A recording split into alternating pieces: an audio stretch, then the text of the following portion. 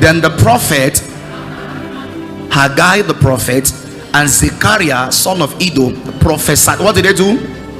They prophesied unto the Jews that were in Judah and Jerusalem in the name of the God of Israel, even unto them. Verse 2. Everybody read verse 2.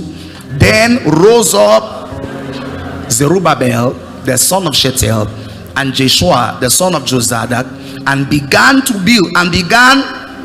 build the house of God which is at Jerusalem, and with them were the prophets of God helping them, activating prophetic help. Please sit down. Amen.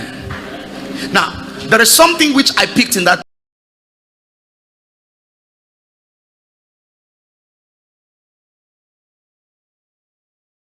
Please, and we'll run through it and move ahead by the grace of God. He said in verse 1 said the prophets prophesied. Verse 2 said then rose up. Notice the word then rose up. So we understand that what controls the rising and the downfall of men is the kind of words spoken over their head. I'll say it again. What controls the rising or the downfall of men is the kind of words spoken over their head. He said, and then arose Joshua. So people don't just rise, neither do them just fall. There are spirits that control the rising and the fall of men. Then arose, after there was a prophecy, something stirred up the spirit of Joshua, and he arose to defend the people of God. But I want us to see something practically. What's happened before they needed the ministry of the prophet? Don't forget what I said.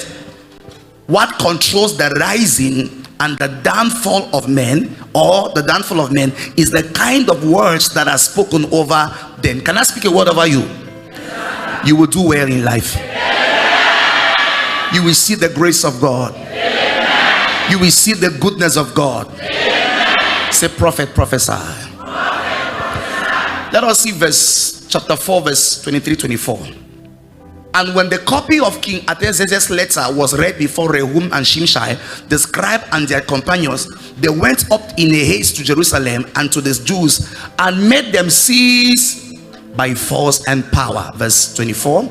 So we understand why the work stopped. It was by force and power. Then ceased the work of the house of God which is at Jerusalem. So it ceased unto the 2nd year of Darius. So look here. So they began a project. When the enemies were threatened by the project, they activated a spiritual dimension. They used force and power and put an end to the project. Now God's response to the act of the enemy was to raise a prophetic voice. Are you hearing me now? So God introducing the prophet was his response to the attack of the enemy. I explained to you, I said the prophetic ministry is the response of God to any wickedness that overtakes and overwhelms a territory. When there is wickedness over a territory, God is going to activate the ministry of the prophets. Glory be to God. So the prophets came there. He said in Isaiah 5 verse 2, he said, and the prophets were helping them. So what is, now I'm going to run through, you don't have to write because we have started this one. We'll run through before we go for today. What is prophetic help? You have done it before, so we just little bit of refresh our mind. We said prophetic help is the intervention of God in the affairs of men that is provoked and sustained by the ministry of prophets. One more time again. Prophetic